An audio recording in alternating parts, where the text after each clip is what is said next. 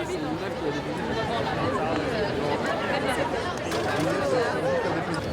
en aviez fait un, il faudrait mettre ça.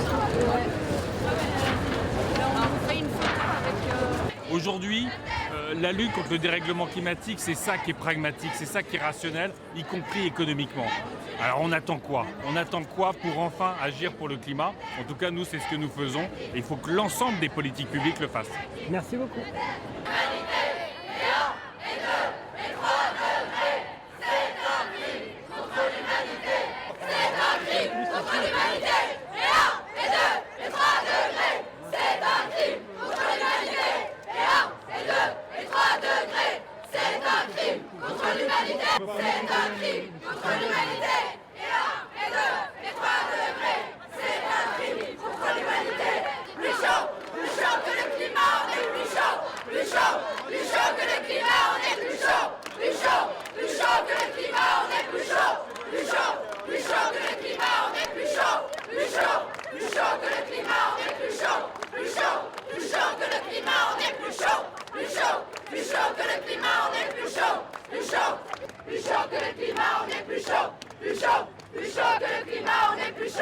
Qu'est-ce qui se passe ce matin à Paris? À Paris, tous les jeunes se lèvent pour l'écologie, comme tous les vendredis midi, en fait, enfin vendredi au total. C'est quelque chose d'important parce que ça a été fait aussi dans plein d'autres pays. Et c'est vrai que la France devrait aussi avoir sa part de responsabilité dans ce qui se passe actuellement, le réchauffement climatique. Donc c'est normal qu'on se soulève aujourd'hui. Ça fait des années que les politiques en parlent, aujourd'hui c'est les jeunes. Pourquoi on en arrive à cette étape-là? Parce que les politiques, ils parlent, mais ils agissent pas beaucoup. Enfin, quand ils agissent, c'est contre le peuple pour au final des cacahuètes, parce que tout ce qui est taxe carbone, au final, ça vient pas qu'à l'écologie, ça va surtout à l'État. Donc c'est vraiment un mensonge. Il y en a marre, donc c'est pour ça que nous on se lève, parce que ce que l'État ne peut pas, nous on va le faire.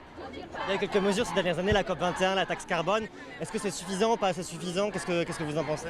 Non, c'est pas assez suffisant, bien sûr. Enfin, ça pourrait être suffisant, mais il n'y a rien qui est mis en place. C'est surtout des débats, des paroles, mais en l'air en fait, parce qu'il ne se passe rien.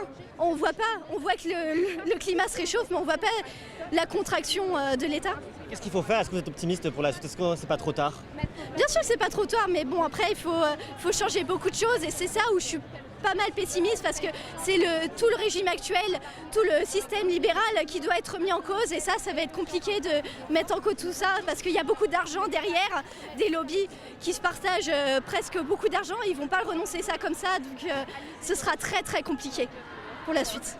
Plus de riches, moins de riches, plus de riches, moins de riches, plus de riches, moins de riches, plus de riches, moins de riches, plus de riches, moins de riches, moins de riches, plus de riches, moins de riches, plus de riches, moins de riches, plus de riches, moins de riches, plus de riches, moins de riches.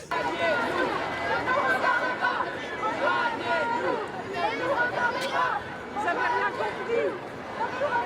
On sèche les coups, la planète sèche. On sèche les coups, la planète sèche. On sèche les coups. On s'arrête là, la planète sèche. On sèche les coups, la planète sèche. On sèche les coups, la planète sèche. Aujourd'hui, c'est la grève étudiante pour le climat.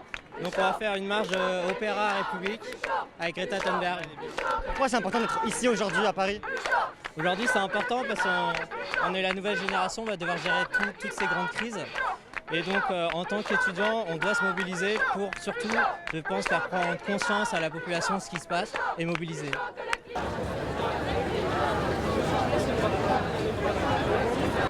un crime contre l'humanité. Et un, et deux, et trois degrés. C'est un crime. C'est un crime contre l'humanité.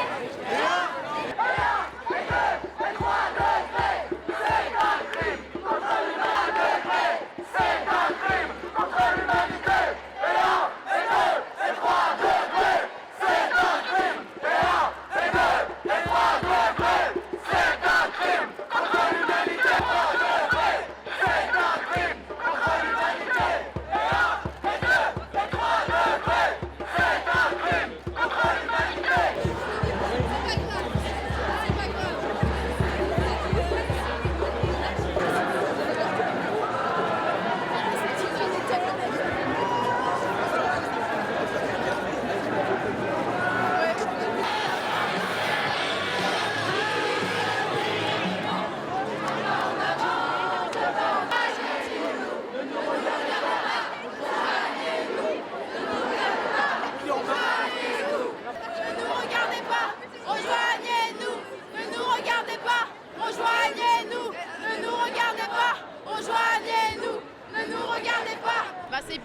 pour montrer qu'on est en colère, pour montrer que notre génération et la génération à venir ne veut pas vivre dans ces conditions-là et que le constat aujourd'hui il est alarmant et on veut essayer de changer, faire bouger les choses et remonter le gouvernement pour qu'ils font des choses, qu'ils passent à l'acte et pas que des paroles. Voilà.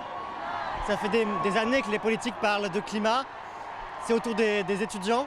Est-ce que vous pouvez être plus efficace que les politiques? Je sais pas, oui je pense. Je pense qu'en étant remonté comme ça, on pourrait être plus efficace. J'espère en tout cas. C'est pas trop tard? Il n'est jamais trop tard. Vous y croyez? On y croit toujours, encore et toujours.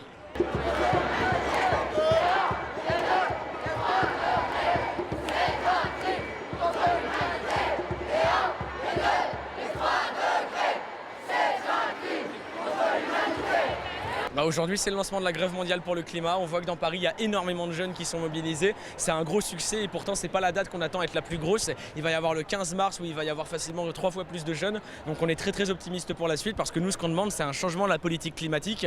Si jamais on ne change pas la manière dont on s'organise, si jamais on ne change pas le système, jamais on réussira à sortir de la crise climatique. Ça fait des années que les politiques parlent de climat, d'écologie. Est-ce que vraiment les étudiants peuvent faire quelque chose et faire avancer les choses? Bien sûr que oui, c'est historique. Jamais dans l'histoire de l'humanité une grève mondiale avait été organisée, encore moins par des jeunes. On vit un moment historique pour le climat et donc nous, et c'est d'ailleurs ce qu'avait dit Greta Thunberg, si le système n'y change rien, changeons le système. Et c'est la demande qu'on fait aux politiques, changer le système. C'est pas trop tard? C'est jamais trop tard. C'est jamais trop... Enfin, on a perdu du temps, c'est vrai. Mais alors est-ce qu'on se dit on abandonne tout et c'est fini? Nous, jeunes, on dit non, justement, c'est pas fini. Si jamais vous ne voulez pas changer les choses, on va le faire. Et c'est pour ça qu'on est dans la rue aujourd'hui.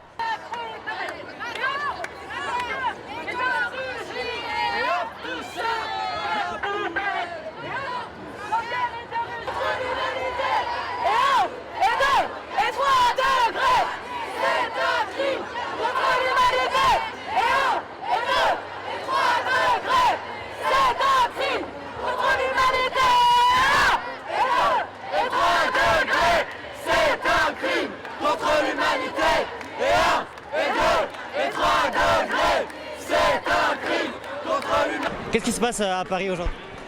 Il y a un groupe de jeunes qui se mobilisent pour protester contre l'inaction climatique de nos dirigeants.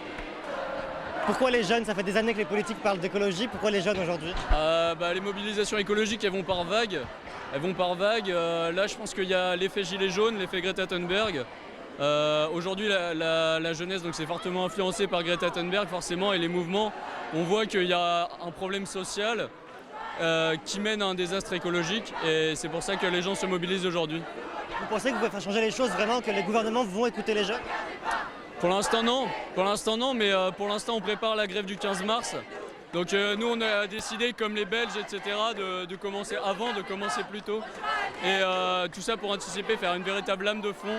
Et si c'est pas le 15 mars, plus tard, mobiliser plus, avoir des messages plus clairs et instaurer un vrai rapport de force. C'est pas trop tard? Est-ce qu'on peut encore changer les choses? Alors selon le GIEC, on est à 1,4 degré si on s'arrête d'ici à demain. Le GIEC, quand même, dans son dernier rapport en novembre, nous mettait vraiment en garde contre l'inaction après 2020.